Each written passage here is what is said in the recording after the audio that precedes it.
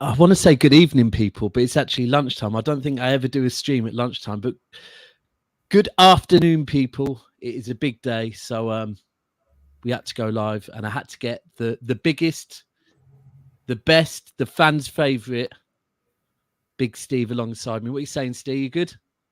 Happy, mate. I'm happy as a Norwegian in Manchester.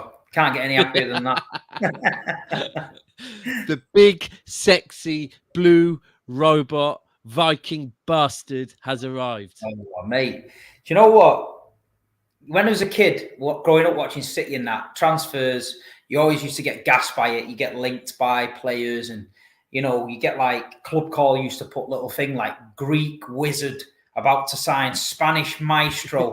And then you'd end up sneaking upstairs and ringing Club Call at £9.50 a minute and getting battered off your dad at the end of the month because it's cost him £100. But hold on, find out say that again. What's it called? It used to be called Club Call. Club Call. I remember.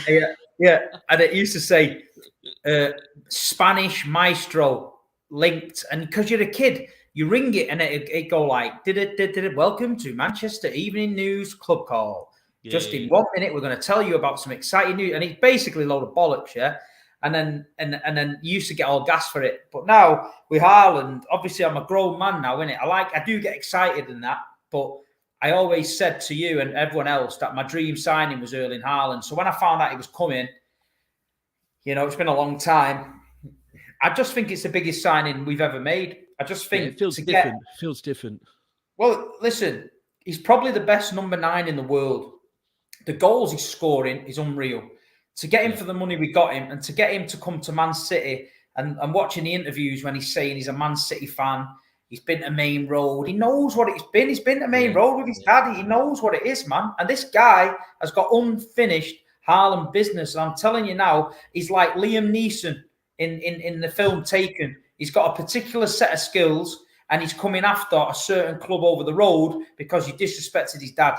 So if I was Saeed in Cole, I'd be very worried, man. Do you know what? I can't wait. I can't wait for the first time that we're on Sky Sports and Keane's in the building. And Keane's having to look up at this huge Viking with big blonde locks. Yeah. It's going to be awkward, man. Yeah, it's going to be awkward, 100%, because, you know, Keane said he doesn't regret what he did and whatever else. So, you know what, Steve, you got your fans in the place already. Good. Got your fans in the place already. But, yeah, I think you're right. It feels bigger. You know, we've had our... Yaya moments, our Silva moments, Aguero moments, even the Tevez moment. The Tevez moment obviously was huge and iconic. This one feels so different. Look, if you go back, this morning I was actually I was typing in looking for hashtags, and when you type in Haaland 2, it came up Haaland to Madrid, Haaland to Chelsea, Haaland to United, and you think, nope. You all got fucking played. There was only one place he was ever going, and that was Manchester City. But you know what? His agent clearly told him, don't say a word. Do not say a word. For the last 2 years, 3 years, whenever he's been linked everywhere else, he's never commented. And it's almost like... He's had the pick, the little signs that we see. When he's walking out of the Etihad and he didn't walk across the badge and he walked round it and then he says it's beautiful. Things like that, you know. I'm telling you, when you're a fan of a club, these are the little things you clock, innit? You notice these things about it. And one of the best, well, for me, he's the best striker in the world, and we've signed him. He's not even in his prime. He's still growing. He's young. He's hungry. He's coming to the fastest Premier League. He's had a proper development. You know, he's gone up through the ranks. You know, Salzburg, Dortmund, now Manchester City. There's a lot of pressure on the kid. But for me, he's at the best football environment, the best football club in the world. We can look after him. We've just won the league with no striker. We've just outscored everyone in the top 5 leagues in Europe with no striker. So it's not like we need goals to win. Like we've finished 5th and we've missed a hatful of chances and we need a striker. We've got him in because we're taking it up a level. Not because we need him, because we're taking it up a level. We're refreshing everywhere. Alvarez is coming in and look, it's massive for the club. We need to get the number announced. We need to get them shirts on sale, get everybody going crazy for it. Yeah, I mean, the thing is that, right, so for club, for country, in the last 3 games, he scored 5, I believe, or is it 5 in 4 or 5 in 3? 2 penalties, very crucial. How clinical his penalties are, and for us, knowing the history we've had with penalties, that's a massive one for us. Absolutely huge one for us. Secondly, the header. The header was absolutely brilliant. The way he got in front of the striker. He was 2 yards behind him. He only takes a stride, a yard of stride. You've seen the stride on him. Yeah, it's mad. It's insane. It's robotic. But then the thing that I think people really need to appreciate is when you look at the goals he's scoring, then you look at the goals that Alvarez has been scoring. It completely changed. And the fact that we are the highest scoring team in the top 5 European leagues, and that's without Alvarez and Haaland, it's scary. I'm sorry. It's very, very scary. And, you know, other fan bases can say whatever they want. We won the league, and we've just gone and bought two of the best young. Haaland's 21, Alvarez is 23. Do you know what? It's not even about anyone else now. It's just about us. We've just got to concentrate on what we're doing. We're the champions of England. Yeah, we've had a relatively good season. We've won the league. You know, could it have been better? Of course it could. Yeah. Could it have been worse? Of course it could. But at the end of the day, it wasn't. We've signed Haaland. He's the marquee signing. Don't forget, we lost our talisman. We lost Sergio Aguero, the hero of Man City. We lost him and never replaced him. So we've had a season where we've had to take it on the chin. We've still won the league. And then Sheikh Mansour, Khaldoon have come out and delivered us the best possible signing we could have ever had. And at the end of the day, if any other team had paid what we paid for Haaland, it'd be dominating the world news about the greatest business in history. But I tell you what, because it's us, we're not asked. And at the end of the day, we just got to take it on the chin and just enjoy it, man, because this is brilliant. It is. Brilliant. I think one of the things for me is Real Madrid do the Galactico thing. They do the Galactico thing because of the fact, all right, they've got however many Champions Leagues and whatever else. What we've just done today is we've shown that without winning the Champions League just yet, we've gone and pulled off a Galactico move. This is a signing that should be going to the Galacticos as such. And ultimately, a lot of people have always said to me, when Manchester City win the Champions League, that's when people really, really need to be scared, because the caliber of players that they're going to be able to get like that is going to go through the roof. We've basically just done it backwards. And it said we've now gone and got Haaland, the one person that no matter what anyone says, no matter what Real Madrid say, everyone wanted Haaland. And we've gone and got him. We've got him in a 5-year contract. Have you seen anything on the I know it's 5 years, which is good. Have you seen anything on the the financial side of it or anything like that yet? No, I think, listen, people are going to start throwing numbers about. It doesn't matter.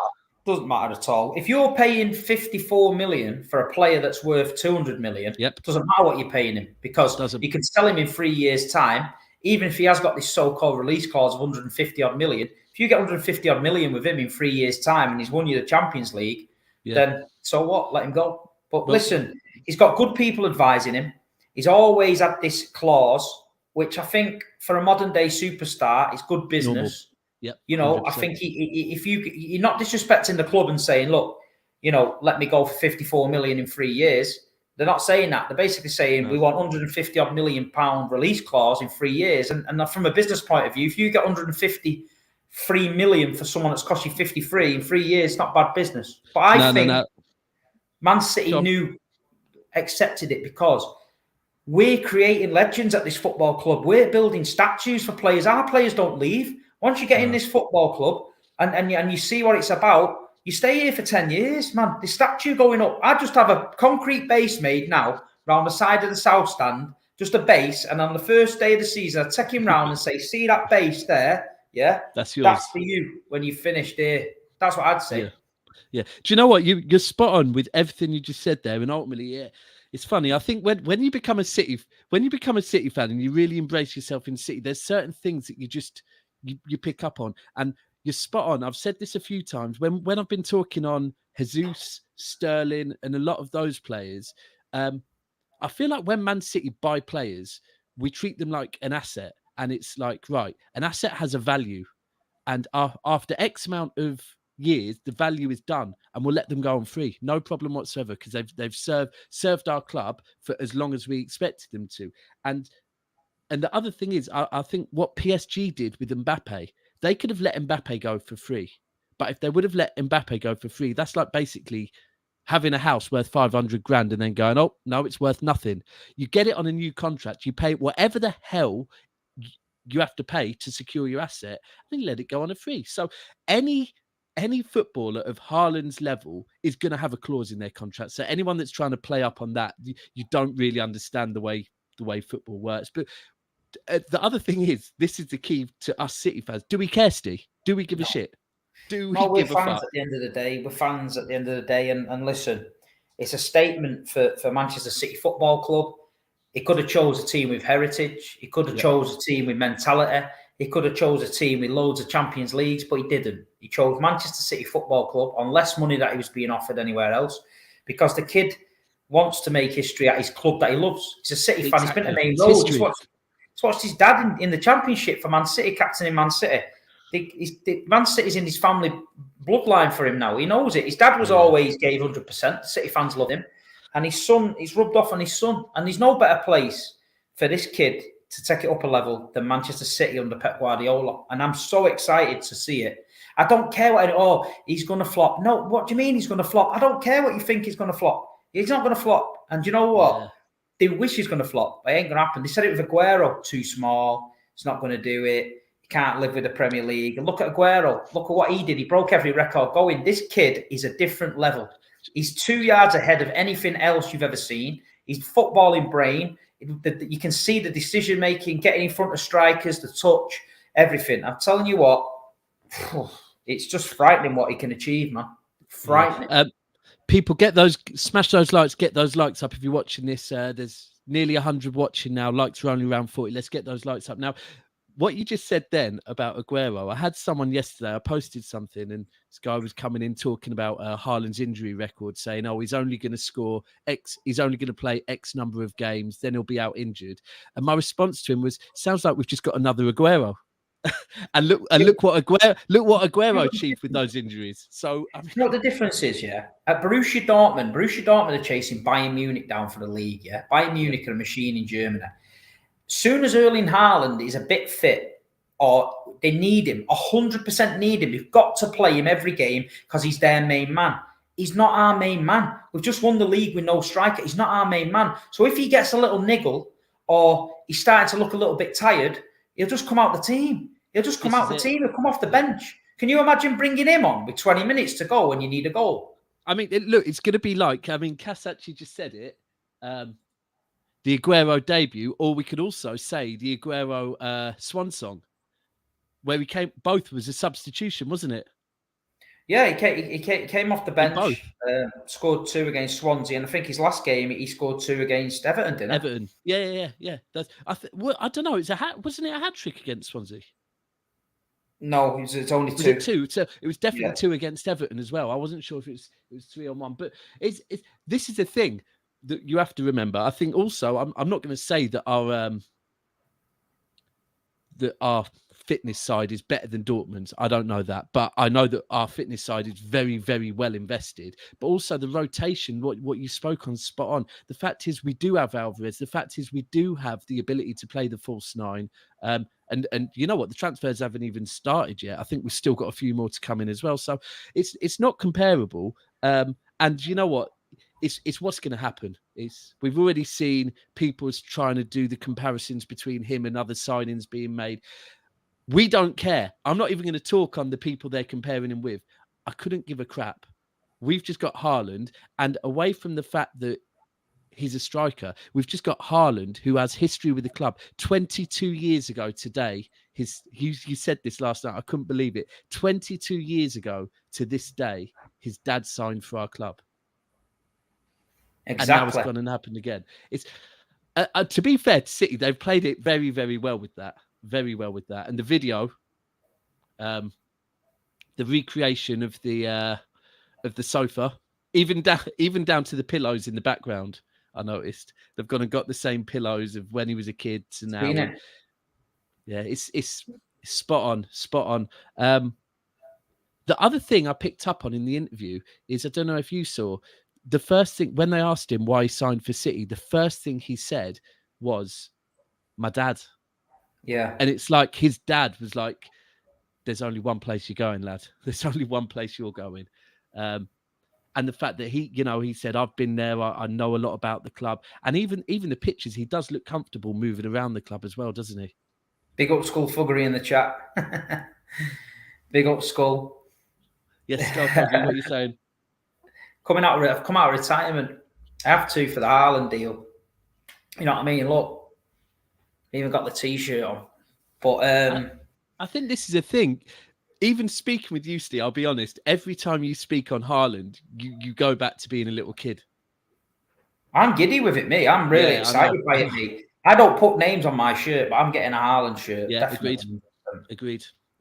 And I've got my flag. My flag. Wait till the flag gets. It's in production. I've just texted the guy this morning. He said it's about a week away. I've got my unfinished Haaland business flag, so we'll see that at the away games and that.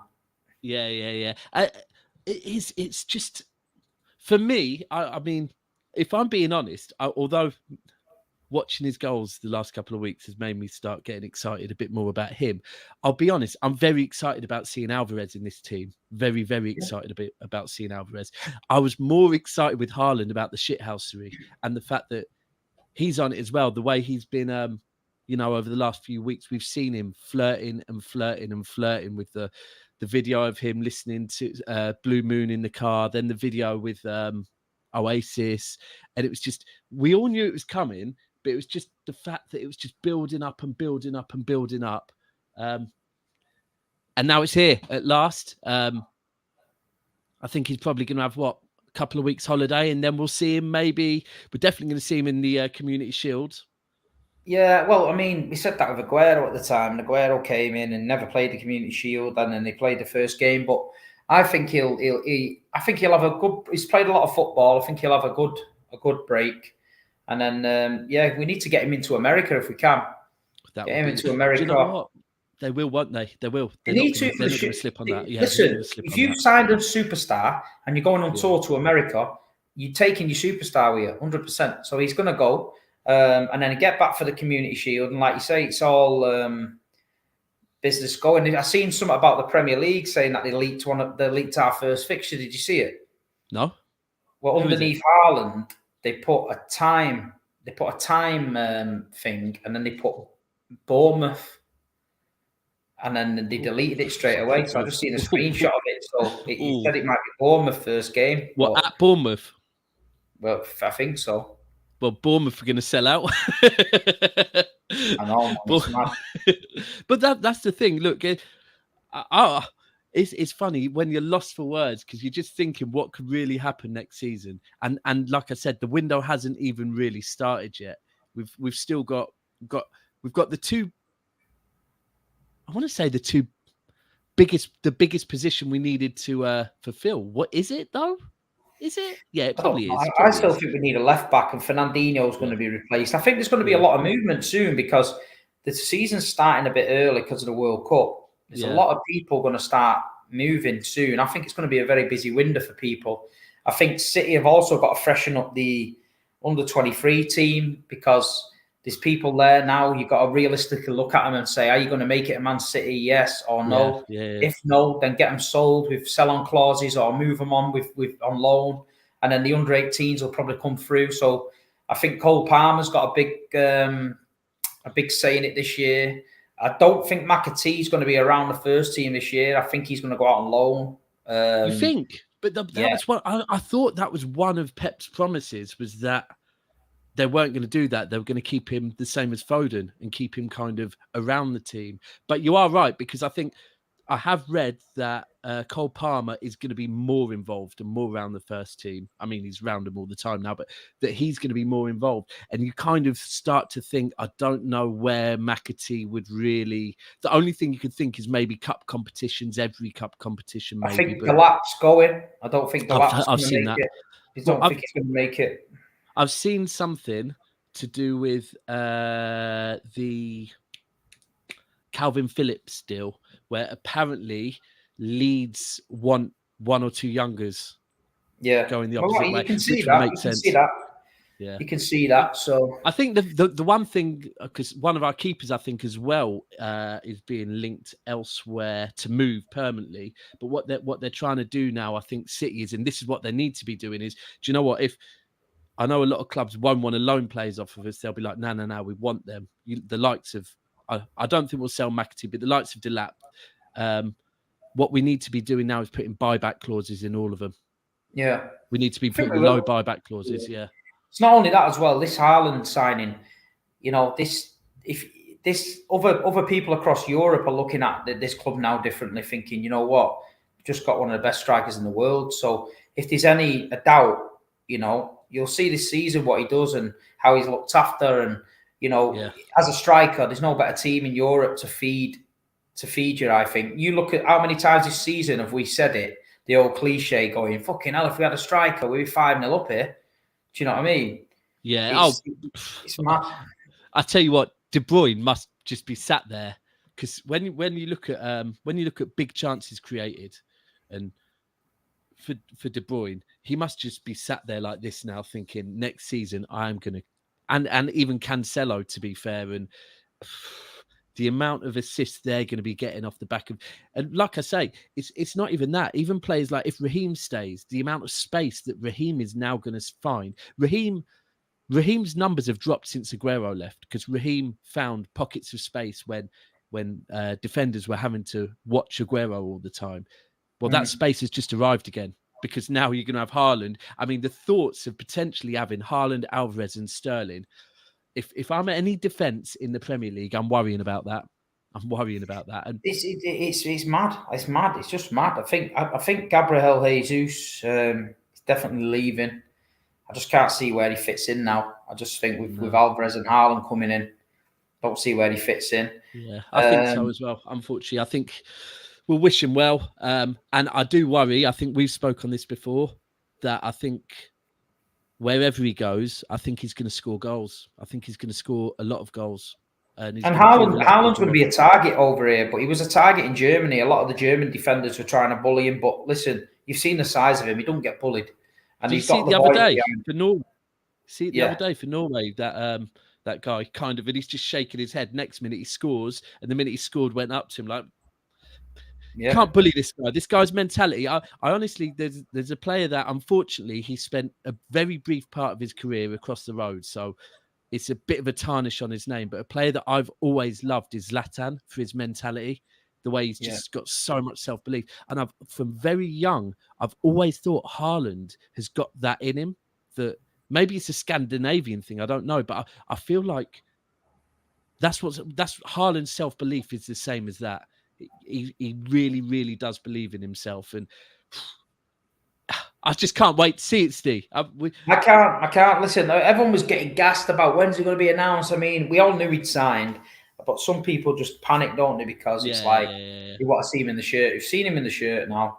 It is what it is. And like you say, just ready for the season to start. But yeah, there's a lot of pressure on City this season now. Obviously, after the Real Madrid last year was a disappointment. We've won the league again. We've just got to kick on again now. But I think with a little bit of a deeper squad, because no matter what anyone says, the last 10 games of the season, we were on the bones of our arse. Yeah, we were. So a little bit of a deeper squad, I think we could push it in all competitions. I mean, last season, coming back from Atletico Madrid straight to a FA Cup semi-final, Fernandinho at the back's not ideal. We let it slip against West Ham in the Carabao Cup earlier in the season, which I don't know why, but we did. And then obviously to lose the way we did in Madrid in 2 minutes, to play well over two legs and then throw it away after 2 minutes, that's a mentality problem that they need to fix that, and I think they will. And at the end of the day, this signing, it is what it is. It's one of the biggest signings in the history of the Premier League. It's probably the biggest signing in the history of our club. It shows the intent. It shows how far we've come as a club now when we can attract these players. And, you know, other fan bases can get jealous, compare all they want. But at the end of the day, I'm not swapping Erling Haaland for anybody else out there at the minute. So, you know, for that kind of money. I think when you spoke on the end of the season, I think that was quite important.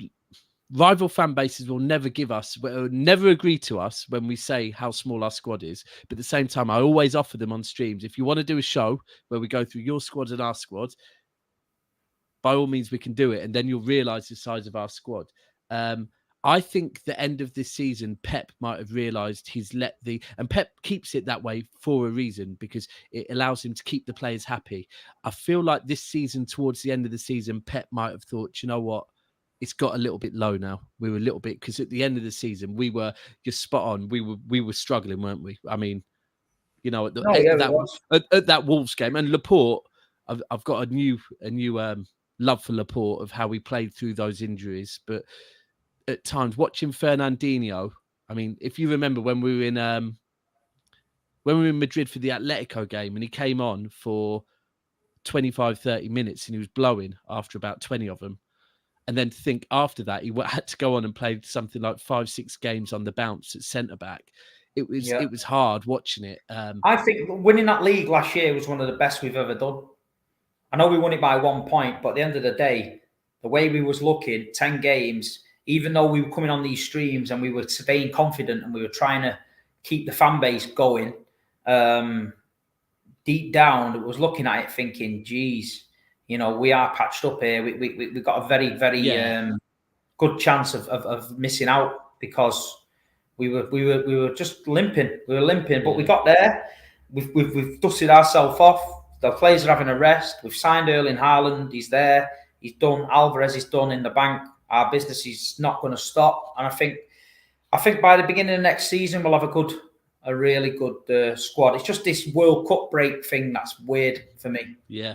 But do you know what? This is where having faith in our club, our manager, our board, they will have seen that already. They'll be ready for that. Listen, people, smash the lights. Please get those lights up. I just want to say on this one, sorry, Flintoff, don't want to do this to you. However,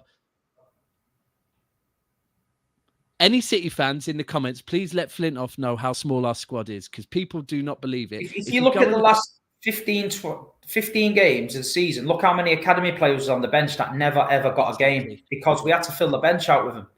So people look at Man City and they think, oh, they've got this massive squad. Yeah, we have. But when you've got 5, 6, 7 injuries, it's not so massive. You know what I mean? When you're winning for a title and you can't accept a draw, or a draw's a bad result, a loss is a catastrophic result. Can't say it.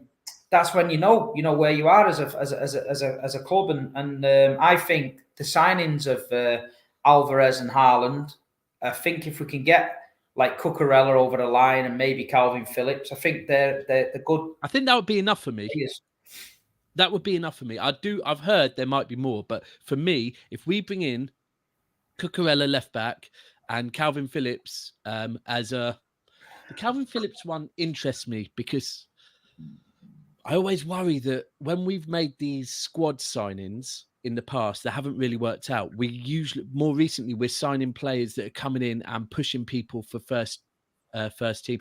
I just struggle to see who we could possibly bring in that role that's going to push Rodri. I don't think there's anyone out there, to be. There's somebody you could have brought in, but he cost you 100 million. The Tchouaméni from Monaco has just gone to Real Madrid. He's a young DM. He's hungry. He'd have been great for us, but he'd have cost you 100 million. So he'd have cost 100 million. And let's be honest, would he have pushed Rodri in? No, but Rodri might have thought, you know what, this young whippersnapper's right up my arse here. I need to make sure I'm on it. But we've got the young Belgian kid Romeo Lavia there, and for me, if he gets Phillips in, Phillips will be a bit part player in it. You know what I mean? Look at Nathan Ake, 40 million quid this season. You've seen what Nathan Ake was about. Very true. Very true. Chips were down. He came in. He done his job. And there's the old saying, in it. You can go somewhere all your career and be a superstar and win nothing, or you can go to a top class team, do your job, and end up with a cabinet full of trophies. And that's what Nathan Ake's done. He knows he can start elsewhere, but starting elsewhere and being in and playing football regular and winning nothing probably don't appeal to him. So he'd rather take his 6 or 7 starts, few subs appearances, Champions League appearances, and then walk away in the summer with a Premier League trophy or something like that. And that's what it is with Ake. And Nathan Ake has been one of the most improved players this season. Do you know what? Since Pep came out and backed, it's funny because there's been a few times this season where Pep's done things, came out and backed Ake, and he came out and backed Grealish. And both times when he did that, their form just instantly changed. I think with Ake, you're right. do you know what? I defended Ake from the very beginning because he seemed to be playing in games that we didn't get results in, but I could never pinpoint the issues on him. It was just he seemed to be there, but he's certainly come back better. And I think you make a valid point that when you join Manchester City, you know that you're not just, this isn't a 38 game a season.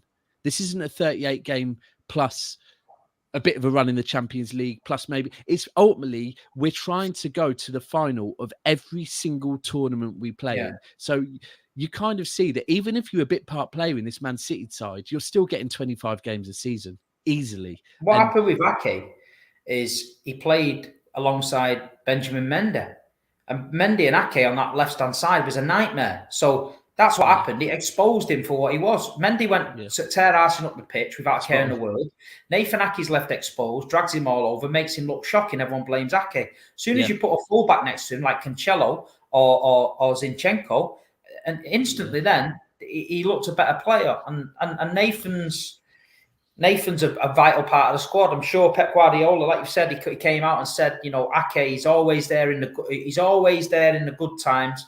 And he's always there in the bad times. If you need a dependable defender coming in, you know, in the Champions League a few times he came in and he was there or thereabouts. He plays with Virgil van Dijk at the back for Holland. For Holland, you know? yeah, 100%. That's exactly what I was thinking. And you're right with that, because I was a bit critical of Cancelo on the right at the end of the season at first.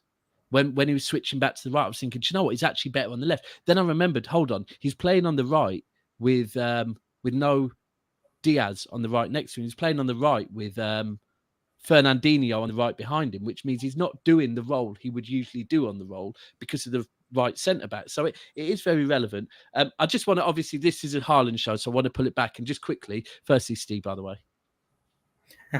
It's Steve in the building. I just saw it in front of me. I just want to go through the pictures quickly before we wrap it up. How do I add them to this? I believe it is that one. No, it's not that one. It is that one, maybe. Nope. That one. There we go. Steve's back in the cut. Right. I like this picture. Of all the pictures, I like this one. This one I've taken a liking to because it showed, I think it was the first one I saw that was showing it wasn't just a quick in and out. This was obviously, he did the medical weeks ago. I believe it said that a month ago, we hit the release clause. Yeah, on this one, he's having his medical there. They're good shots. I mean, the guy's a specimen, isn't he? Look at the size of the guy. He's mad. But it's great to see these now. You know, we've only been starved of the odd picture here and there of him walking in restaurants and shit. So people have been starving. You know what I mean? Yeah. 100. What other ones did they put up? Now, this one, obviously, honestly, the way they've replicated the initial shot, the only thing they could have done was ask Haaland to look down like he does in the initial shot. But very clever, very, very clever. I can see why they were waiting. And there it is. No, it's good, man. It's good. And then the shirt one. It's funny because usually these are the shots that everyone usually wants to see. The ones with the shots, but with the shirt. But yeah, do you know what? The it's very unusual that the shirt number's not come out yet. For me, that to me, obviously, I thought they were going to play the 15 because of his dad, but the 15's free. So why haven't they done that? So it's definitely looking like Jesus is going this week, and then they're going to announce the 9. I'm sure I did see not too long ago that Jesus had said he'd be willing to free it up. Anyway, yeah. Well, it says on the City when you watch the interview on City, it says click on the Haaland range. So I thought, oh, great! I bet they've put a full range out. It's literally 2 T-shirts and a flag or something. I was like, fucking hell. You got a flag of your own, cheers. Oh yeah, I was like, wow, but. No, it's a great signing. Like I say, let's get the number out there, get the fans buying the shirts, and then we can all look forward to these pre-season friendlies now. Yeah, I can't. Yeah. Have you decided are you going to go? You're not going to go, America. I can't. No, I'm having a break. Like I say, I've been chilling out. I've been relaxed. This is the first show I've done for a while. Appreciate it. And I only hit you up on a kind of whenever I do shows about City. as I've said to you before, I always hit you up just so that you're not like, that's why don't you ask me on no more? But it's kind of hitting you up half-heartedly. Like, No, if you're about to see, but I thought you might be in the office. I thought, I you know just what, finished you a bit might of be in the work, office. so I was like, I thought, you know what? I was only spending the afternoon looking at them pictures of Haaland anyway and drooling, so I just thought I'd come on and have a chat. You know what I did? I was clever. There was two things I thought. I thought, firstly, one of the reasons why he's kind of cut back on YouTube is to focus on the business. Where's he going to be today? He's going to be focusing on the business. And secondly, I thought, let me appeal to the big kid of Steve that just wants to talk about the Haaland sign. I thought, you know what, I might be onto a winner here. Yeah, he got there, man. Yeah, no, it's brilliant. It's absolutely fantastic for Manchester, for the blue side of Manchester to get a player like that, and just can't wait to watch him. Just can't wait to watch him. Steve, So excited. What you need now is you need a Terrace Colt Blue Viking edition. Yeah. Sky blue. Someone just sent me some Terrace Cult stuff from Norway, to be honest, sat in a bar in Norway, so it was mad. Well, yeah, I think we're going to, City's got a whole new fan base. The Scandinavians are going to be all over us now. Maybe not the Swedish, but the Norwegians are definitely going to be all over us. Yeah, he's not popular in Sweden this week. I'm not going to put that one on. I'll put that one up quickly. Appreciate it, Bailey. Thank you. I'm going to remove that though quickly. Listen, 4 likes off 100, I believe. So get those likes up. Steve, I'll let you get on. You've got work to do. I want to ask you where people can find you, but I think everyone on here knows where they can find you, and they probably want to find you on there far, far, far more often. Yeah, I'm not doing much at the minute. Like I say, I'm still on my Big Steve MCFC. I've not done a YouTube video for a while. I just haven't got time, but I don't know. You're active on Insta though, still. Everyone can catch you on Insta, and you're not. Yeah, I'm still there on Insta when I can. I do, to be honest, I do like the. I've been liking the break. I can't lie. It's not what they want to hear. Don't tell them that. I'm trying to think, I'm one of them people that tries to interact with everyone if I can, and it's hard to do. You should really cut back. A lot of the big six boys don't interact with anybody because it's just too much. I try not to be like that, but I get why they don't do it. It can get a bit crazy, man. Last night was just mad. Yeah, yeah, I can see why. But no, I appreciate you joining me. And listen, he's not going anywhere. He's going to be more selective. Honestly, he's not going anywhere. I'm going to stay on for 15. I don't just to get. Yeah, I'm going to shoot. Yeah, shoot off. Yeah. Nah, thanks for having me on, mate. No, thanks for coming on. Really appreciate it. Well, I'll catch you later. Haaland. See you later, boys. See you in a bit. Cheers, Steve. Right then, people. Now it's just me. So please keep getting those likes up. As I say, people, listen. Everyone play nice with Steve. He's not going anywhere. He's still about. His channel is still there. His channel. We're gonna have his channel popping real soon. I promise you. And most importantly, look, you're all going to see him at games week in, week out because he ain't going to stop going to games. You already know what he's about. He's going to be at games. We're already lining up Community Shield. We're going to be in Leicester for the weekend. So, right. Just quickly on the Haaland thing, what does it mean? What does it mean to us? Look, it means Sterling could. I'm standing up. Yes. So let me get through some of these comments a bit more. Am I standing up? I am standing up.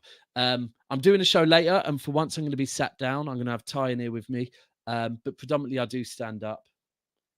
It helps keep my energy going. Otherwise, I'll fall back into the thoughts. Thoughts on Darwin Nunez, right? If you really want my thoughts on Darwin Nunez, and I will do it. He's young. So I actually did a show. Fucking hell, what's that on my head? I did a show on Darwin Nunez and a few other strikers on Feed the Goat. Actually, people, Feed the Goat 8 p.m. tonight on Feed the Goat, our sister channel. They will be discussing the Haaland thing in far. Yeah, Cass, if you want to jump in, my bro. That'd be good. I've got another 15 minutes. If you want to jump in. My thoughts on Darwin Nunez. Yeah, I did a show on him, and up until kind of last season, his numbers weren't all that. However, it's undeniable his numbers this season have been great. Seems a lot of money, but he's young. But you know what? Look, any player coming into this league, any manager coming into this league, we don't know nothing yet, do we? So I just don't want to see the comparisons. Listen, if people want to compare Darwin Nunez to anyone, I feel people need to compare Darwin Nunez to Alvarez.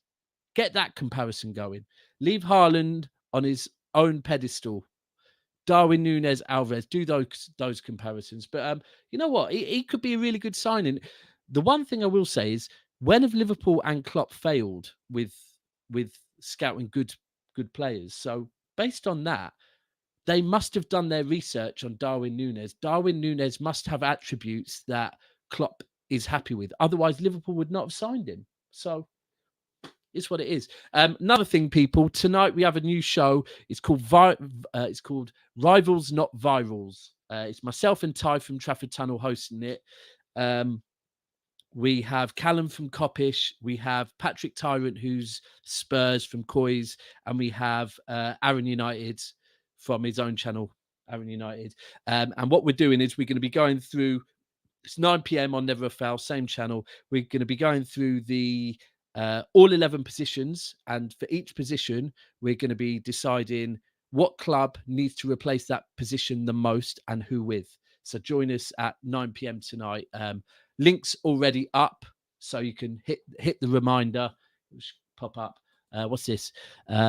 He's only 22, so how many good seasons was he supposed to have? Yeah, that's exactly what I just said. I do agree with you on that. Feed the Viking. Yeah, feed the Viking. He will score. You know what? We've been sitting on this. You know what? As a City fan, sometimes people ask me, what does feed the goat mean? I have to explain about, Sean Goater and where that came from. But sometimes I say it is quite funny because Sean Goater, he's an absolute legend, right? But you're trying to put Sean Goater up against Aguero. I feel like we need to take this feeder to a new era. So it's feed the Viking now, because Goater, you're always going to be a legend, my brother. But time to hand over to the Viking, the sexy blue, blonde, robotic bastard, as I refer to him. So that's 9 p.m. tonight. Make sure, Cass, I don't know if you're jumping in or not, but if you want to jump in for the last 10, 15.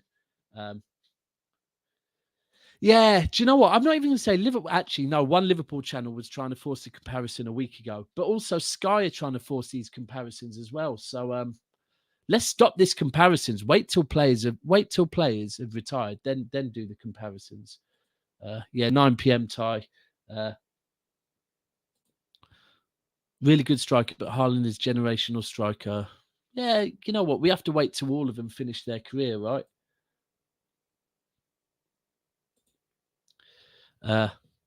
So the starting time is 9 p.m. 9 p.m. You'll be back by 9 p.m. if you've got football training at 3. Sweet Mother of Mary, Jesus Christ! And unless Bailey, they're putting you through your works, you'll be finished by then. Who is Ty? So Ty is the co-founder of Never a Foul. So Never a Foul is actually myself, Ty, and Soups. And Ty is the host of Trafford Tunnel. Talking of Trafford Tunnel, perfect segment. We have another one of the hosts from Trafford Tunnel. He's wearing a scummy shirt to join me, but it is what it is. We'll let him in. It's my brother Cass. What are you saying, bro? I'm good. Don't ask me what's on my head. Yes, Northside. I was thinking, what the hell is on your head? I thought you had like some sort of bandana, but you actually have. I don't know. I don't know what you call that. But... I was literally listening into Haaland. Obviously, Steve was in here just giving some insight. I'm actually hating on every single moment. Every single Man City fan in here. It's like you signing like I don't know, like Brian McClare's son, or Paul Ince's son. Actually, what happened to Paul Ince's son? I'm not. Yeah. What? One that used to play for Blackpool. Yeah. It was tipped as being quite good. Listen, he was Charlie. He was meant to. Sorry, Charlie, quickly with the United fan. This is not a City channel. Let me remind you, our City channel is called Feed the Goat. This is Never a Foul, which is a generic channel. I just happen to be a City fan, and we had to break this show on. But yeah, we do have some of these. I mean, I've got a show tomorrow night with another one of them. There's a few of them, but you know what? We grew up around them, didn't we? So we're kind of used to it. Yeah, a bit quiet nowadays. Yeah, something like that. Now, but big up anyone that big up that. You know what it is, yeah. How do I put it? I lost a bet with my girl in it, and she said I have to for a whole week. Got one again, Jesus. Yeah, something like that. Yeah, we'll explain that one soon, Daps. Anyways, but well, I'm just thinking you make my teeth look awful. By the way, your teeth are calm though. I don't know what you're on about. I can't smile anymore because of this guy's teeth. No, it's not a shower cap, it's a bonnet, innit? It's basically saying my girl was basically saying if you lose this bet, then you have to wear a bonnet on the show for the whole week, and that's started yesterday. So a week. Wow, okay. Yeah, so I'm wearing it's not a shower cap, it's a bonnet. It's like it's basically screaming, tell the world that you're dating a black girl without telling the world that you're dating a black girl. So there you go. That's it. No, that is true story. So real quick, because this is the Haaland show. Yeah. How's it feel for you? I mean, firstly, yeah. Shit. No, it feels absolutely. You know what? Yeah, I feel like as a Man United fan, like it only sank in the moment I saw this stream come up when I see that Haaland's being announced. I see Steven Daps talking happy Alvarez. Not only if it's Haaland, it's also Alvarez, which is absolutely getting on my nerves. So Alvarez is like the mini Tevez, he's absolute baller. Bro, and second, isn't he? Yeah, he's an absolute unit. He's got everything. I don't know if he's going to get game time next season too much, but I can actually see it happening. If Jesus goes, Haaland and them, they're just going to keep swapping around and around. Bro, listen. I did the other week when the Nunez talk was coming up. I thought, you know what? Let me throw on some comparisons. So I put Nunez, Haaland, maybe Kane. I put a couple of players in Squawker. Yeah, and started pulling in some stats, and then I threw Alvarez in. Right, unbelievable. Take away the goals. Yeah. His stats for everything else you look for in a player are like top tier, and that's why when you said Tevez, I'm like spot on because that is what you're getting out of him. You're getting his recoveries, But then you go and watch his 6 goals and see the range of goals he's scoring as well. And I'm just thinking his range of goals. And then, do you know what? If you take Alvarez's overall play and range of goals, and then you throw on top of that Haaland's just like penalties, his heading, his one-on-ones, and it's a fucking wrap. I'm sorry. Between the two of them, there's no angle covered. There is no angle not covered. Yeah, I was just about to say that Alvarez is lit. You know what? Until about half a year ago, I didn't know who Alvarez was. That's me being honest. And then I started to watch comps of him, and then I started to watch clips of him, and then I said, this guy is he's going to be one of the world. He's going to be a world beater. Under Pep, he's perfect for everything he needs to be set up. You know what? Actually, his link-up play is much better than Haaland's. That's the difference. And I'm going to throw. Can I throw another thing out there? Don't be shocked to see a different system that Pep's going to try out next season. Alvarez and Haaland, you'll see them play in the same game. Watch.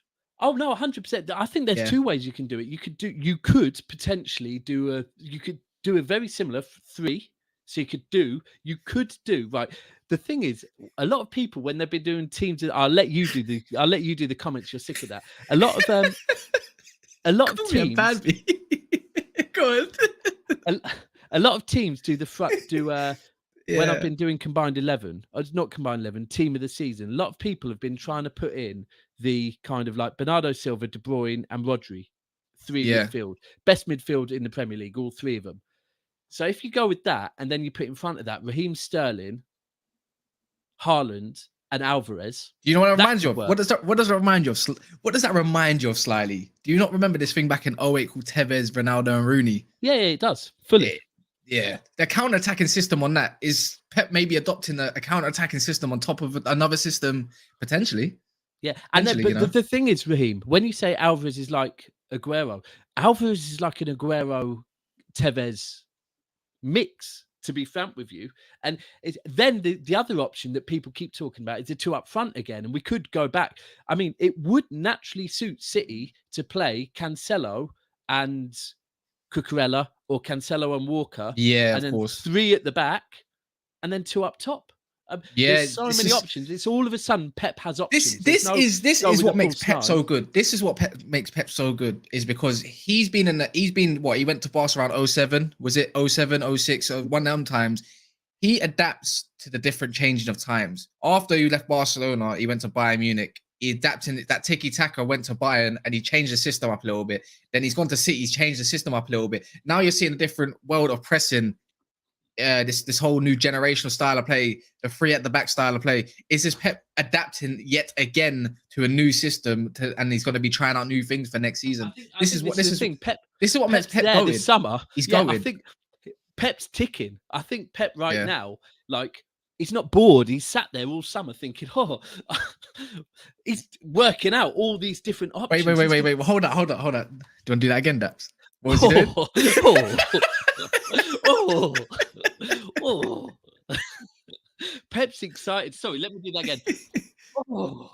Oh my God. Is that... Wait, where on earth did you get a Steve mask? And when did you get a Steve mask? When I was going on Big Six, because I was worried that Big Six were just going to grill, the comments in Big Six. Listen, the comments in Big Six are ruthless, because I don't think there's a bigger legend in YouTube than Big Steve, right? And it's like anyone that goes on to replace him. So I thought, you know what? If I don't pay homage to him, and trust me, I'm taking this to games next season.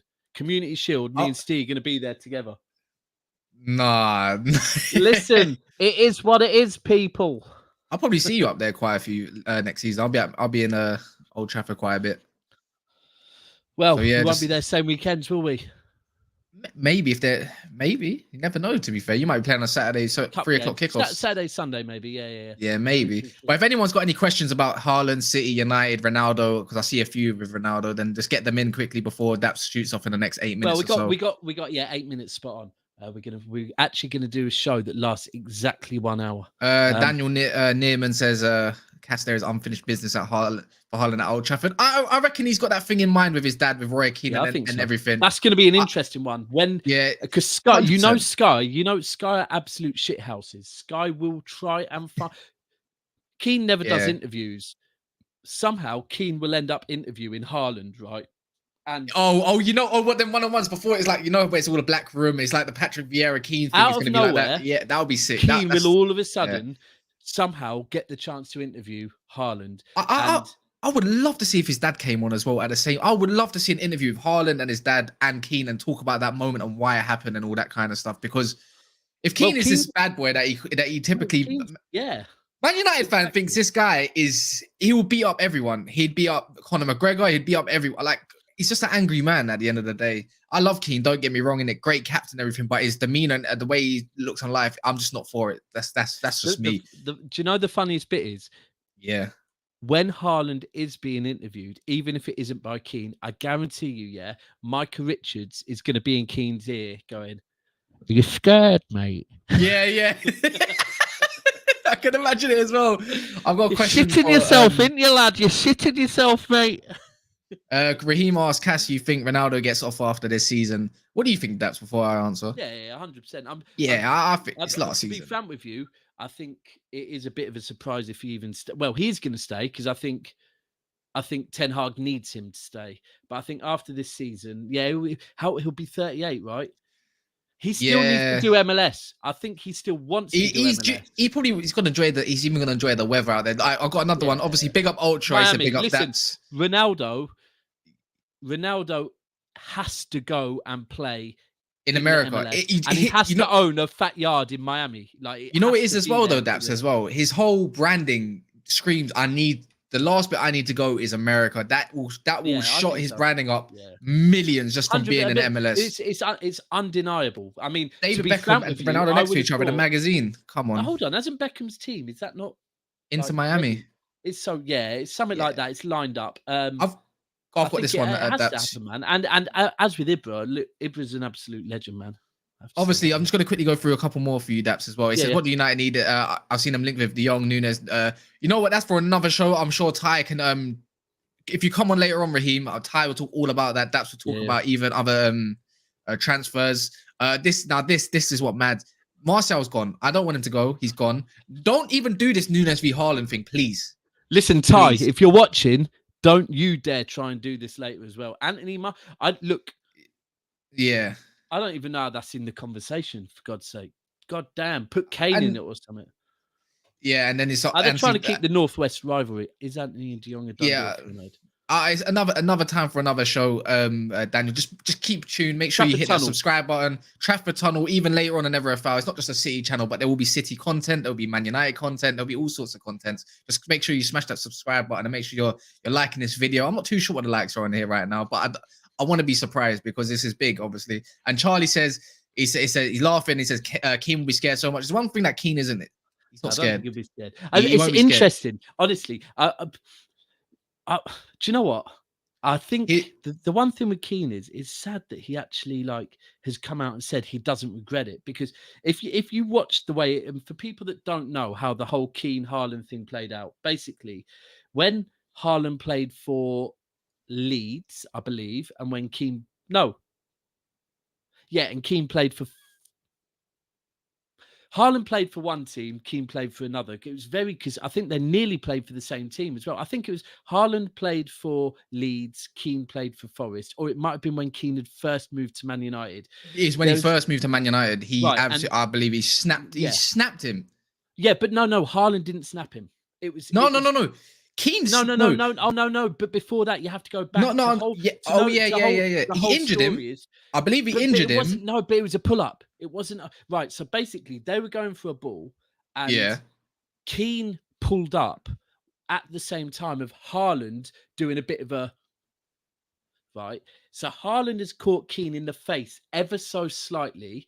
Keane's dropped to the floor, rolling about. Haaland's gone over and basically said, "Get up, you fucking pussy!" Right? Stop faking the shit. And, and then next minute, Keane has come off, and Keane actually had done a very serious. I think he pulled.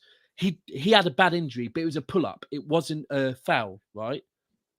Anyway, so then several seasons later, they played each other after that once or twice. Nothing happened. Then all of a sudden, when they came up against each other in the derby, Keane absolutely smacked Haaland and got sent off, rightly so.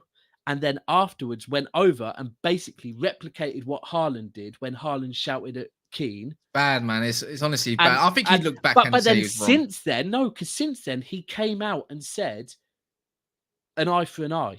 And it's like, no, bro, because Haaland shouted at you because he thought you were faking it, yeah?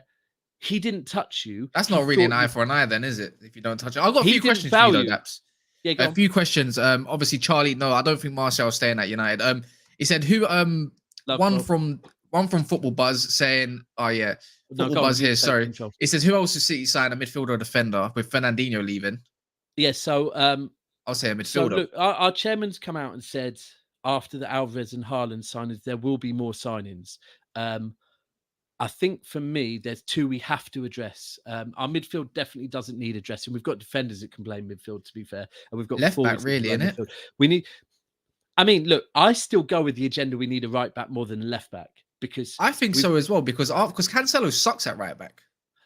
Cancelo sucks at right back. Cancelo sucks at right back with a non-right-sided centre back, right? But the fact is, on the left we have Cancelo that can play left back, Zinchenko that can cover at left back, and we also have Ake that can cover at left back. On the right, we have Walker or Cancelo. And that's what I'm saying. And if you look at Walker's game time over the last 4 seasons, every year it's dropping by about 4 or 5 games because obviously he's getting older. He's what's it called? He's getting back from injuries. So I think we need a left or right back. It is what it is. We need a fullback, Cucurella potentially.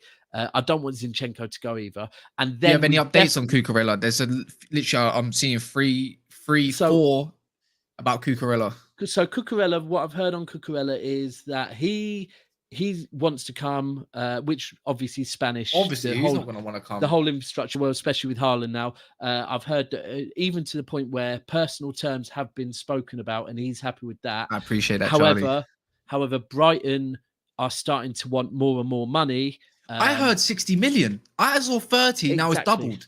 So basically, this is what confuses me. Sorry, this is what confuses me, right? That people will price Zinchenko at 30 million, and he's got 4 Premier Leagues. He captains his national team and can also play midfield. But they want to say that, oh, if we want Cucurella, he's 60 million. That doesn't make sense to me. The other thing is, apparently, I saw Raheem or someone put in the comments earlier that Brighton are also asking for, and the same with Leeds on the Phillips deal. They're both asking for some of our key youngers singing the blues. Piss off. Yeah, never felt more like singing the blues. City win, so United lose. Oh, City, you got me singing the blues. 1 banana, 2 banana, 3 banana, 4. Anyways, so basically, Graham Potter's basically saying yesterday's price is not today's price. That's basically what he said. And also, they're trying to throw youngers in the mix, but youngers that we want to keep hold of. So here's one. I don't know. We'll do it. Another quick fire question. How many do you predict Haaland will score next season? I'm not too sure if you're fond of this. Don't do predictions. If you know Daps, you should know this by now. Even though caught him out last season. You might catch me once or twice. And Raheem actually's got. This is a big one. We're waiting for player sales first. I agree with that one. We don't need player sales. We got so much. But your money squad is. Yeah, but I feel like your squad's quite small and it's quite tight knit with quality. I would say because you got Zinchenko and you got cover with Ake and you got cover with so and so. I reckon you're still waiting for Jesus to go, and then you can slot someone else in that squad because you want to keep it tight knit. And to be fair, I think so. City have got very good youngsters. Yeah, and I think that's it. And I don't think we want to let certain youngers go. I think that's the key. That some people, like I've heard Delap being spoke about. I think we might let Delap go now, unfortunately. But McAtee's one that we don't want to let. He's going to be a ball. McAtee's too good. Go. Look, we tied him down on a contract. Pep made him promises. We don't want McAtee to go. Look, if we want to hold on to youngers, it's Cole Palmer and McAtee are the two that we really, really want to hold on to. So I can't see us letting them go. And the deals. If we were to let them go, it would have to be. I mean, I don't think for Cucurella, look, the amount McAtee could be worth in the future, I don't think you want to include McAtee in the deal full stop. Here's another question. Where will Jesus go to? Because we saw earlier, obviously, links with Jesus to Arsenal, but they're quieting down. Well, I'm sorry for whoever I'm about to. Something I'm about to say on some information that I got told is that Arsenal were very close to signing Rafinha. Him and Rafinha? No, Arsenal were very close to signing Rafinha. No. If United let that go, I'm look from. I could be wrong, and this isn't my go-to ITK, right? However, I have been told by someone that seems pretty confident with chess that their ITK that Rafinha is close to being done for Arsenal. This is another one. Just I don't know. Like I think the rumors with Greenwood is all made up. This ain't about Man United, by the way. It's only about Man United if we get tipped into the question about. Man United. It's our transfer news show, so it's fine. It kind of, but it's more to do with City. So I'm just gonna roll with that because obviously the majority here are City, obviously. But here's another one. This is what I was thinking while I was watching you and Steve, by the way. You have to buy. I reckon you do need a winger as well, potentially. We're not going to buy a winger. Look, potentially. I don't think, first and foremost, there is not a chance. Sorry, 1 second.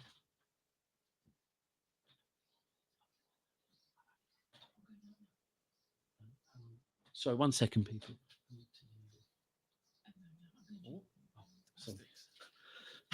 Sorry, a request for my headphones.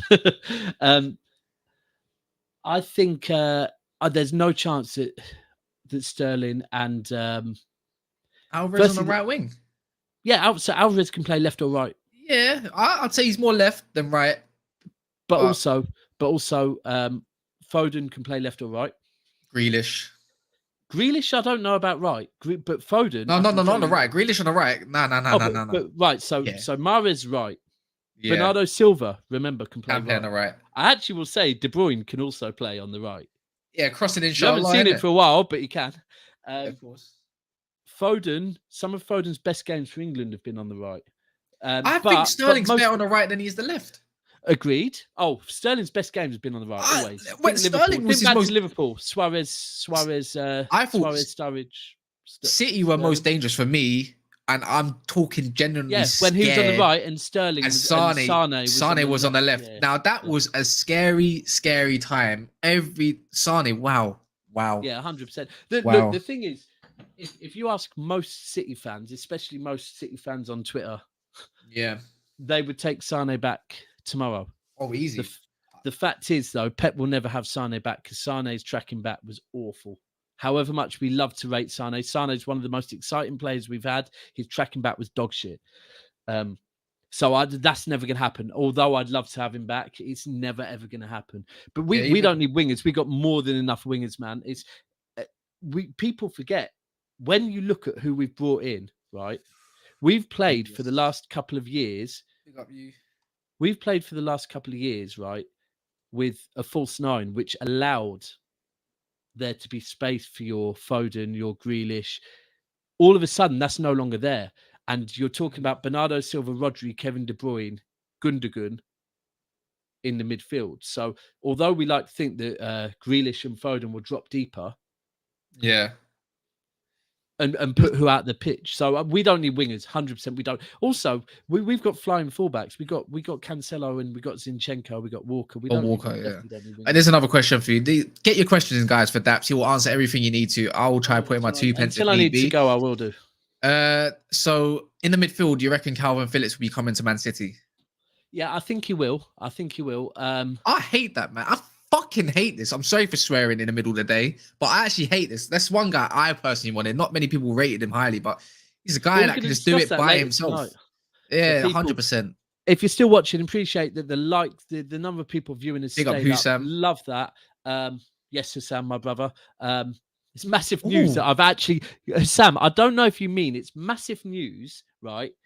That Haaland's coming City, or it's massive news that actually I'm motivated enough to do a stream midday because on a Monday. On a Monday. But that's like Hussam as well. To be fair, credit to Hussam. He literally, like yourself, in a space of half an hour, an hour, finds some news. And he says, he does that. I don't usually do that. Fuck it, I'm coming on. I'm talking about this news right now. That's This the Is best part Football. about People go and subscribe to This Is Football as well, by the way. My brother in everything I do, and he's the one that's always on to me to do more content, to be fair. So Cancelo is a secret winger. This is true. This is so same true. With Zinchenko, though. Same with Zinchenko, man. This is why. Look, there was this thing with Pep. Pep, in an ideal world, wants 11 midfielders, right? That's why Edison works so perfectly. Because he's a midfielder secretly, right? Haaland is actually less of a City player than any other City player because he's actually probably not a midfielder. But it is one. Would you take Serge Gnabry at City? A bit too similar to what you've got. You know what? I'll take everyone. We've got enough. We've got oil money. I'll take them all. This is another one as well. I don't rate Phillips for 60 million. This is the thing. For Man United, it's 60 million. For Man City, they'll get a deal done for about 35 million. That's the difference. Look, this is a thing. I don't like turning boring on streams, but sometimes I turn boring on streams, right? And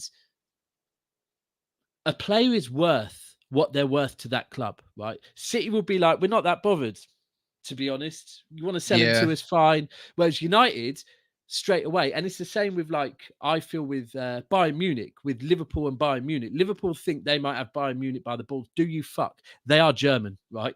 They know how to do shrewd business. No one has Bayern Munich by the balls in any walk of life. Never. Never. Because they will be like, if you don't want to sell us Mane for 25 million, we're gone. Listen, in a month's time to Liverpool, shit. If we go into the last season without him signing a contract, we're about to lose every single penny. So Bayern will be back in a month's time and offer you exactly the same. You know what? They might drop it to 20 million and go, here's 20 million now. Do you want to sell him? If you say no, no problem. Because then, guess what? You either lose every single penny or you give him 300 grand a week or whatever the fuck he's asking for. I think that's the same. I want to touch on one. Go on. I was going to disagree. Darcy, I have to disagree with this, because why I disagree with this is because I get it. The rich clubs have to pay more, of course, but the successful clubs, if you're talking about success in recruitment, all the time. The recruitment that does a successful business typically gets the lower prices, and literally, before this 100 million or whatever you want to call it for Haaland, whatever it was, how much was, other than Grealish, obviously, which is the big one, like City were doing smart business. They'll always do smart business, and they always have done smart business. Look, 60 million whole and down. The whole thing is, it's very, very clear with City. What's the time? Quick. It's 10 to 2. Sorry, just got to check for meetings. Sorry, people. You are watching Never a Foul. Please smash a like and subscribe to the channel. Plenty of content coming. Now I'm good. Right. So, City of olden age used to throw money at everything. We had to to get known, right? But it's been well documented by Khaldoon that we wanted to step away from that. We wanted to get to a place where we were no longer the club being held at ransom. If we're being held at ransom, we walk away. And it was very crucial to not just our finances, but it was also very crucial to our reputation. Right? The Spanish came in. That's why City absolutely love a release clause, because they can just go in and go, there you go. It gets you out of the press for negative reasons or whatever else. I think when people say that if you're a big club, you pay more, it's not always true. It depends if you need it or not. If you are Man United or Chelsea right now, right? If you're Chelsea and you're in a hunt for a centre-back, listen, every club you go to knows you're in a hunt for a centre-back. Yeah. Every club knows that. This is why I want Timber out of most others, because I'm seeing names where I haven't even known before, and I'm saying, why are they asking? Like, there was David Carmo in from Braga. They want 40 million. Who are you to tell us that you want 40 million? Like, you know what I mean? Who are you? I've seen people recently mention Koundé again, and it's like, straight away, the minute I hear Koundé's name is, I don't even know how long he's got left on his contract. I don't even know his age. What I do know is he plays for Napoli, and I do know that Napoli's board. Wait, whoa! We're gonna pretend you didn't say that one. What? Did you mean Koulibaly or? Sorry, I did mean Koulibaly. Who did I say? Yeah, Koundé. Sorry, I mean Koulibaly. Sorry, Koulibaly. Yeah, go on. And with Koulibaly, you already know Napoli are bastards to deal with, right? So it doesn't matter if he's got 6 months left on his contract; they're still going to be screaming. Sorry, people, I did mean Koulibaly, not Koundé. There were two that City were after before Diaz. I get their names mixed up. With Koundé, the same. Chelsea have been after Koundé for a season and a half. They're going to instantly, well, we know you want him. And it's all things like this. It's boring sides of football, but it's true. Sides of football. It happened that with Man United with Koulibaly. They wanted 100 million. We said no. And then obviously same thing with Chelsea. Want Koulibaly, but now because he's a bit older and they want 50 million, they're like, no. Koundé, you know what? You're not wrong. Even that he did say Koundé, it's a similar process with Koulibaly, because with Koundé, they still want 60 to 70 million for this guy's signature, even though last year they asked for 60. They're in the top 5. They're in the top 5. They're constantly in the top 5 centre-backs that are being linked with Premier League clubs. So they're always going to ask for more. And even with the other thing that's massive, if you imagine now, if Manchester City went and started sniffing look who's back. Look who's back. Yes, John May. If Man City started sniffing round, let me give an example. A striker. I can't even think of one. If Man City started sniffing round a striker, right? Skamaka. Instantly, no one can start saying, "Oh, well, we want obscene prices," because City can go, "We've got plenty." Yeah. But if we had no striker and we're sniffing round a striker straight away, like, and this is Man United at the moment. Look, United have gone and let so many players go on freeze and released them. Everyone knows United need players now. So United are going to be paying through the roof for players. This is why De Jong, this is the De Jong deal. Like, as much as we want to say, got you by Arsenal the balls, need to sell. No, as much as they've both got each other by the balls. As much as who's knocking on my door? Anyway, never mind. You know what? Want to go and deal with that, because I've got one that people. Yeah, go on, quick. Someone. So people, you keep mentioning this one, Jude Bellingham. And I think someone else mentioned it earlier on. So hold tight, Addo, and hold tight, Bailey as well. People, you're watching Never a Foul. This is transfer news. We're going to be doing this.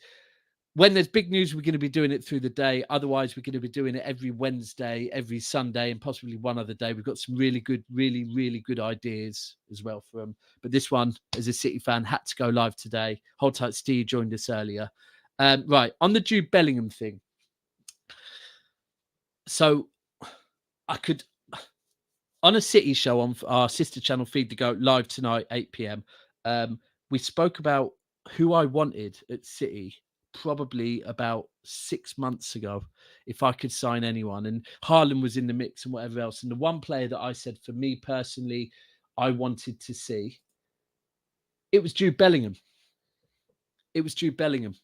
100%. I mean, for me, at his age, I really rate intelligence in footballers. I like Saka because for someone to be able to play left back and then go and play right wing at his age, it shows an intelligence to me that means that's the type of player I want, especially in this Manchester City side. I love an intelligent footballer. And with Jude Bellingham, that is exactly what I see. When he plays for England, he looks more comfortable than a lot of our senior players. I also think that Jude... I also think that Jude will be coming back to the Premier League. It's inevitable. Sooner or later, Jude is going to land back in the Premier League. And I also feel that whoever he joins will build their team around him, will build the future of their team. I worry that if Man United were to get Jude Bellingham, he'd be a great signing for Manchester United because they could build the new... Hold. I am back on that one. I've been hearing that as someone tried to deliver something at my door. Now, I've got something to say about that.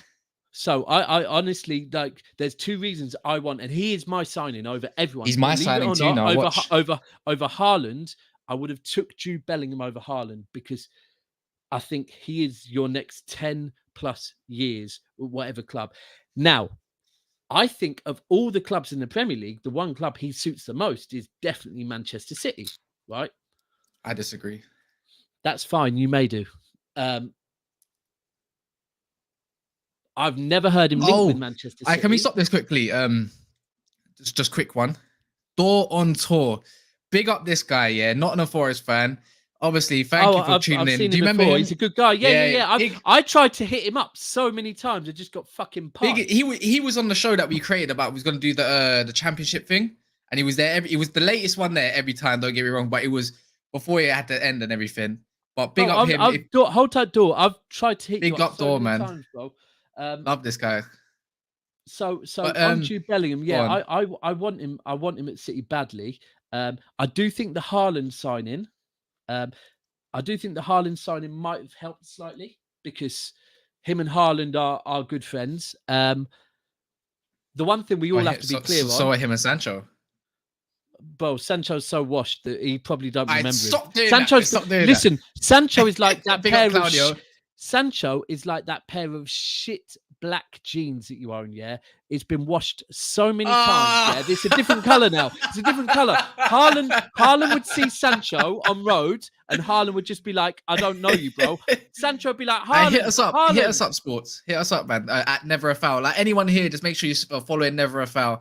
Haaland. And Haaland would be like, I don't know you, bro. You look like a crappy version of the guy you used to play with. Can I put some context onto Jude Bellingham as well? Yeah, from just a United perspective. Like you talk about De Jong about in the balls. We moved on from that subject. Both of each other are playing hardball, whatever it is. Both need each other. That's the difference. But with Jude Bellingham, why I say it depends on Man United's season next season. That if things are to go well, then I feel like Man United will push the signing more than any other club. One, why? Because he's English. Two, because I can see us getting rid of Fred next season, after next season, or another centre mid to partner with Young. Fred. I think because Fred's 28 going on 29, next year will be going on 30 or something like that. And I feel like... Just pause on this. Go on. I like this guy. I love Fred. I do like him. Listen, brother, no disrespect, yeah? You should have went to City, though. But when you look back on your career, you fucked up, bro. You fucked up. I like Fred as well. But yeah, I just feel like Bellingham would be the Man United typical signing, 100 million, big statement, have a good season this season. Who knows how it might go. But in my opinion, I just feel like with De Jong and whatever centre mid that comes, I feel like it could be another system changer for a 4-3-3. De Jong, Bellingham, and then obviously the DM, whoever that may be, whether it might be even one of the youngsters or whoever. But I just feel like it smells more that Man United will push for this deal because it was like the Sancho deal. We didn't get him last year. We went in for him, but we know we won't realistically get him to the next season. Where I feel like City might not get I reckon City will be in for him, but will they push to get him again? Like get him? Maybe, but I just feel like Bellingham only went to the Dortmund because they actually showed the most interest in wanting to get that guy. And the same with why Haaland came to us. So let me just firstly, Bailey. I know Bailey says he thinks he's incoming to Merseyside. I mean, if I go by what Liverpool fans say, I believe you're getting Gavi as well. I believe you're getting Kane as well. Although apparently Bobby Firmino's better than Kane. One thing, if you forget one thing, you're forgetting the quad. Look, I draw. Yeah, exactly. Now, this whole Jude Bellingham thing is very interesting. The first thing everyone needs to remember is when Jude Bellingham does decide, and I think he's actually, from what I remember hearing, I think he's promised himself to Dortmund for 2 more seasons. I believe that's what I read. No. Like only about a month ago. For his career, it would make sense to stay somewhere. His age, 100%, bro. 100%. He's young. People forget. How old is he again? Very young. I think he's 18. Is he 18? He might be 19 now. He's 18 or 19. He's so ahead of his age for the role he plays now. However, and this is why I worried that this summer, if United really went in hard for him, they might get him because he would be someone that Ten Hag could start to build a team around. However, let me tell you one thing. There's a player whose contract runs out next season, right? He was linked to be leaving Manchester City this summer and came out and said, no, I'm staying for 1 more season. Then we'll let him go on a free. Do you know who that is? One. Gundogan. So look at Jude Bellingham and look at Gundogan. 18. Look at the. I mean, sorry. Oh, yeah, the late arrivals in the box. Sometimes it's doing that box to box. He's a number 8 that can play 6 role. He's like that's what I was gonna say. Also, he could be that 8.5, the 8.5 as well. I see it. I can see it. And Haaland, same, bro. It's got to be the situation. Do you remember Hazard back in 2012? He had Man United, Man City, and Chelsea to choose from. Yeah, that's exactly what it's going to be again. But Bellingham, and the problem is with Bellingham is this time wherever the hell he chooses to come to. Look, we just ruined careers. He's English. The amount whoever wants him, the amount they're going to have to pay for him is going to be insane because of the English tax. You're going to be paying. It's a 19. I think his contract's not running out yet. Yeah, his age. It's going to be a big ass deal. Now, Man City this summer. Last summer, we expected to get Grealish, Kane. We didn't get Kane, so that was 120. Yeah, you didn't get Kane. You still won the league, and you got a better striker. We then sold Torres in January. So financially, Man City right now, we don't need to sell anyone to do any deals. We don't, because we've got like 120 from Kane. We've got 50 from Torres, and then we've got the fact we just won the league and all the commercials in. We're not going to be spending all of that this summer because so far we've got Haaland for 60 million. Then we've got Torres for, even if we have to pay the max to get him back, 20 million. That's 80 million. We're not going to be spending all the money we could spend. Next summer, I predict we will go back to the City model over the last couple of years, which is 1 or 2. I mean, if you look at it, recently we had like Rodri one summer, Diaz the next summer. We've been doing one big signing that is not a squad player. It is a go-in starting 11 player.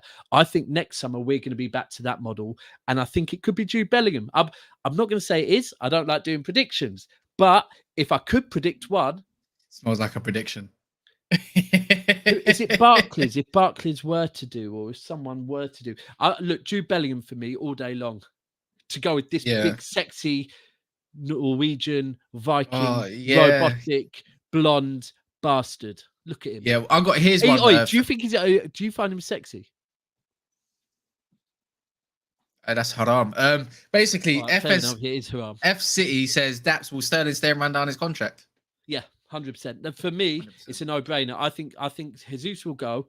I think the key with Sterling is there's 2 things you have to get through to get Sterling.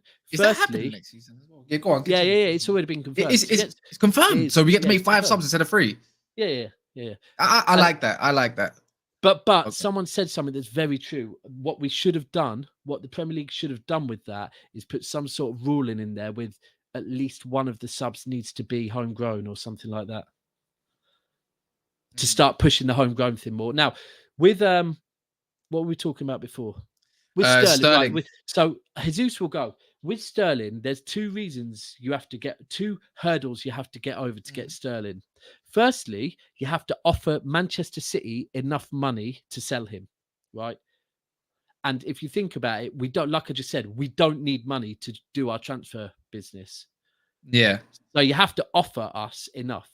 Secondly, you have to offer Sterling a deal that is enough. Now, if I'm Raheem Sterling right now, and if I'm another club and I'm looking at Sterling, this isn't the Sterling with the numbers of 2 years ago. This is a Sterling with the numbers of now, right? So people aren't going to pay the wage maybe they would have paid 2 years ago. If he stays at Manchester City and plays alongside Haaland and gets the space that he will get again, his numbers might start to go up again, right? Yeah. He runs down his contract. He can then demand a far more serious wage, especially if the numbers are good. Can I pause you right there? The final thing is Jesus needs to go somewhere and cement his place in Brazil's squad. Yeah. No one needs to tell me Sterling could be silent for 6 months. Sterling is going to Qatar for England. So he don't need to cement nothing. Can I pause this just for a quick second, because this just smells. How much did you actually pay for Erling Haaland? How much was it? Apparently it's about 60, something like that. All right, I'll just hold that thought. Ilyas, a Liverpool supporter, says City are ruining football. Now, I don't want to be this guy that jumps on a bandwagon, defends City. I'm trying to be a neutral in this all without Man United prospect coming into all of this. Can I jump on a bandwagon and defend Ilyas? Go on. Ilyas is in my... so since Ilyas and I... 51 million people are saying, by the way.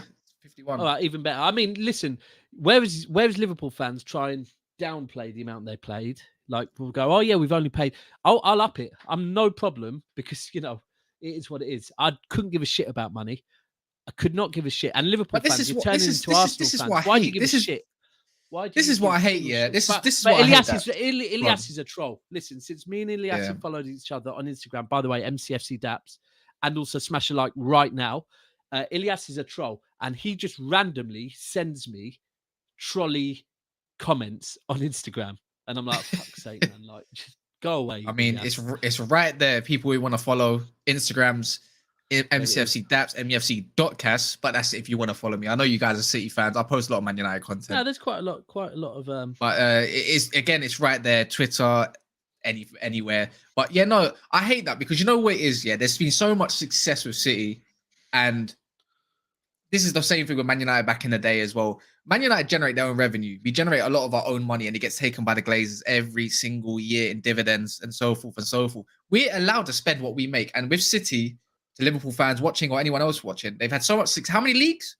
I hate talking about 10, this. 6 in 10, 4 in 5. But away from that, I was speaking to so much success. You could go on. Do you know another thing that people never talk on? Remember when Tottenham built their stadium? And this is just one example, because when Tottenham built their stadium, all anyone said is that, the income that Levy was going to make off of doing concerts and doing this and doing that, right? And the amount of income that's going to bring Tottenham to spend on players. In the last week, Man City have had Liam Gallagher there twice, and they've had Ed Sheeran at their stadium. So people, please understand that our football club is not a tin pot football club. It's not run by Mike Ashley. It's not run by the guy that owns the local garage up the road. It's not run by pagan Americans that run all sorts of shenanigans, right? It's run by the shrewdest businessman, the cleverest man, okay, in Khaldoon. And we are making money off of streams that you do not understand. Furthermore, let me just defend oil money. Oil is the most natural resource on this planet, right? So people that think that oil is the devil, oil is very natural. Ooh, I'm not involved with that one. Nick Saunders says, without Liverpool spending big on Van Dijk and Alisson, where would they be? They are investments at the end of the day. That's true. What, 70 million to 80, something like this? That was Nick Saunders. He was saying, without Liverpool spending big on Van Dijk and Alisson, this is just about spending big on transfers. You have to, You have to. Look at Nunez. You spent 100 million on him.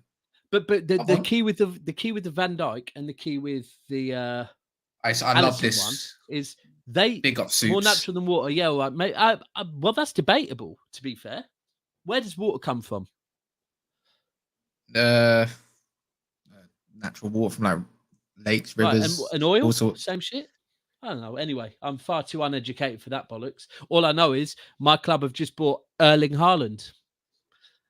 Couldn't care less where the money comes from. I'm just saying we do make money, and people never want to talk about the other money that is made by Manchester City. The fact that our club also run courses on business and business in football and all the other great, amazing things that this football club does. The amount it puts back into the community. It'd be nice if people start giving us a bit of credit for that as well, and maybe not going against, not taking the sides of the Americans that maybe are a bit fucking dodgy themselves. He said oil is from fossils. Are we really getting into this? Let's talk about Man United and City and Liverpool and Chelsea and all that stuff. Yeah, I'm just backing oil money a little bit more anyway. Yeah. City have Bournemouth first game, so hopefully Haaland scores, do they? I thought the fixtures are coming out on Thursday. No, so apparently, Steve said this earlier. Apparently, when we broke the Haaland news, at the bottom, there was something about our first game being Bournemouth, and it got removed. But, I mean, listen, I don't know whether it was at Bournemouth or at the Etihad, but if it was at Bournemouth... Apparently it was leaked. Yeah, at the bottom of the Haaland thing. And... Sue says, I want an oil daddy at United ASAP, to be fair. So do I. Get them everyone does. Look, yeah, so apparently it got leaked. I mean, if it's true, then Bournemouth are excited because Bournemouth are... you know what's guaranteed in life? Sell out. Listen, people, smash the like right now. We're going to finish in 9 minutes' time. If you're still watching this, do you know 10 likes away from 200. 10 away from 200 10 away likes. From 200. So keep smashing that like, people. If you're watching this and your thumb button, whichever way it is... hit it. Don't break the keyboard. You know what's guaranteed in life, yeah? You know what I've noticed is guaranteed in life. Death is promised, right? To everyone, right? Sliced bread is promised to everyone in life. Is it? Sliced bread isn't. No, sliced bread isn't. I'm just messing about. But you know what else is promised? Chelsea, in their first 3 fixtures, are going to get a newly promoted side in their first 3 fixtures. That is promised. Every season, I see this team always get one of the newly promoted teams, and they always get a good head start. Yeah, I mean, it's a bit like getting Leeds. I appreciate that, Raheem, man. Beating them by how many? Sorry, remember that? Can you remember when you beat Leeds? We smashed them, if I'm being honest. You did. Everyone thought the quad was coming to Old Trafford, didn't they? I've never ever said we're going to win the quad, but I wouldn't mind it. Vincent Kompany could be announced as Burnley man. How big is that, by the way? See, I heard the other day that although a contract had nearly been agreed, that then he was being linked to he was having meetings with others. It would make sense, Burnley, because his other half's a Mank, getting back into the Manchester area. But I don't future really Man City manager one day. No, he needs to do far more. I'm not listening. That's you, man. Look, I know Steven Gerrard, Lampard, and all that kind of stuff. And that before we even start talking about him joining us. It's a good step. It's a good step. Too much. Yeah, it's a good step for him, without a doubt, because Burnley, they have still got quality there, and they still can do some bits in the Championship next season, regardless. But they are going to lose a couple, man. Like, let's face it, hopefully they don't come back up. Only reason why I say that is because their style of football is like Stoke, and it has been for numerous years, and I don't want to see them anywhere near. And to be fair, the owners. Have you seen the interview? Have you seen the big up Leonard? Have you seen KDB's coaching badge? Have you seen? Yeah, I've noticed that KDB's working on all his coaching badges. He reminds me of a coach. His personality reminds me of a coach, big time. Time. Do you know what? Do you know where I can imagine KDB going? He's going to be a manager. Watch. Yeah, coaching Holland in Holland or something. I don't see it in Holland. I feel like he's going to be. He's going to start off more in Germany.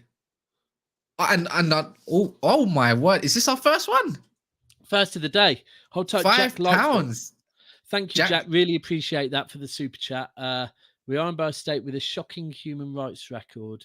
You should acknowledge that as a minimum, no matter how we are run. So I've just read it out. I mean, look, Jack, I am not the most educated person in the world. However, for human rights record, we'd probably have to go back quite far, right? But if I'm being honest, human rights is very, very, very relevant to what agenda you want to go with, because I mean, are we squeaky clean in England right now? And it's just, that's what I'm saying as well. Like, as much as you want to talk about human rights, appreciate the super chat massively. Thank you. By doing that, you got me to read it out. You caught me hook, line, and bloody sinker. But it's very political. It's something that probably needs to be discussed elsewhere, because when it comes to human rights, I think there's very few countries in this world with the right agenda that would be portrayed correctly. It's not really us for us to talk about. Us to discuss. Yeah, but like, thank you for the super chat. Appreciate you watching, Jack. And I'll get, you know what, just for that, I'll get up a couple more of his comments just so people can understand some context. He said you don't care where the money comes from. I don't believe he said he didn't care. UK is not clean, because we're just talking on a football perspective, but we can set there's the same energy for the Newcastle lot. All of them were talking about it now. Is stop. Not saying it's right from wrong. Oh my word. But no club owned by the UK government. Yeah, fair enough. Darcy has just hit us up. Wow, big one, $40. AS, is that $8 Australian dollars? Is his name not Darcy A? Or I don't know. Darcy's been watching all the whole show. Darcy, massively appreciate you watching us, and beautiful avatar. Thank you for that. You are right. What does that have to do with running a football club? Spot on. Listen, people, can we stop it? Because I don't want this to turn we don't want to get into politics. Show. I'm going to be I just want to talk about football. Look, I love everything our owners have done for us. I don't believe that our current owner or our current chairman have done anything that I am not proud for. And if we're talking the history of other countries, to be frank with you, I'm not that deeply involved. And I'm not saying I don't want care, to be involved. But right now, I've got too much going on in my own personal life to care about those type of things. I care about the fact that we signed Haaland, and let's keep it moving. Please don't get me to say anything I shouldn't. But anyways, you know, we have literally hit 200 likes, by the way. There we go then. Right, we have hit 200 likes. First video, 200 likes. I don't know. You did a few last summer, mate, that might have got us around there. But I just want to thank everyone as well for the... Daps, who is on the back of the shirt? This shirt, I don't usually do, like Steve said earlier, I don't do back of my shirt stuff. However, I will be getting Haaland on the back of my shirt. Well, I've already got you a shirt, the new one. Oh, by the way, I was going to come drop it. I was actually going to call you as it goes and talk about the Trafford Tunnel show on Friday. Maybe I could do it around your cave if you're not doing anything. Yeah, and I can bring you and Soups your new shirts and everything. Yeah, come down. Easy. Friday's perfect. I might be in there, not in here, but you can come and do it in here. 100%. You might be in there. Yeah, it's anything you lot want. As long as Soups is here, I don't mind, man. He's Soups will be there. Whole guy, man. Appreciate you jumping on as well. It's all right, man. I just saw you talk about yourself, and you know how hard that can get sometimes. yeah. Trust me, you're the best at it. But I'm not the best at it, man. You are. Even with that, I've got used to whatever the hell you're wearing on your head as well. So, listen, people, thank you for staying with us. No one's actually said anything about it. I've even got used to it now. But firstly, Cass, everyone knows where they can find Cass. They can find Cass on... You can find me at You know what? Let me just take a couple of my socials right there. MUFC Cass. If you want me on Instagram, just add a little dot in between the C and a K, MUFC.Cass, because the guy decided to make an account that he doesn't run and make sure I have to have MUFC.Cass. But make sure you subscribe to Never a Foul. Make sure you subscribe to, even if you're a City fan, come watch me on Trafford Tunnel on Friday at 8 p.m. Make sure you tune into if you want, you can mock me all you like, you guys, man. And also, if you want, Daps will be streaming later tonight with a few bigger guests. If you watch Coppish, there's someone from Coppish coming on, so you get to see who that is. Unless you follow Daps, you'll know who it is.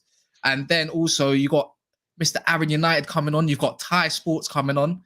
And also there's another name, Patrick Tyrant. And make sure you mock Patrick, guys. Please. So we've got 2 United, City. I'm going to post it in here now. Yeah, and that's a new show called Rivals Not Virals, where it's a lot more context, and we're going to be discussing every position on a pitch and what club needs to replace it the most. Tomorrow we have a new show with myself and Double A called Frenemies at the moment, or it might end up being called a City United. Basically, it's a City fan, United fan talking about. I like that one. I prefer that one. I prefer that one. It makes much City more United. I think we're going to go with City United. Yeah. Yeah. That's actually a perfect name. And then on Wednesday we have the transfer news show with myself and Cass at 10 p.m. on Wednesday. This Wednesday? Oh, maybe not. No, every Wednesday. Every Wednesday, every Saturday or Sunday, one of the two. But I can definitely. I'm on. The only thing is, I'm on night shift this week. Well, you can drop in, jump out. I can actually do that. To be fair, just be prepared. I'll be in my orange highlighted clothes. That's fine. That's fine. Oh yeah, I need to pick up that laptop. Yeah, we need to pick up something. Yeah, you know what I mean. I need to get my laptop for work as well. Right, people. This has been Never Failed Transfer News on the day that. Oh, hold on. Where is he? This sexy, blonde, Norwegian Viking blue robotic bastard has confirmed that every single club, Real Madrid, Man United, Liverpool, Chelsea, PSG, all got Bayern Munich. You all got fucking played. The guys are blue. It runs in his veins. He was never going anywhere. He just played you all. Thank you very much. And we'll see you in the Champions League. There we go. One more time. We will see you in the Champions League next season. Catch us on Never Foul at 9 p.m. tonight. We're out.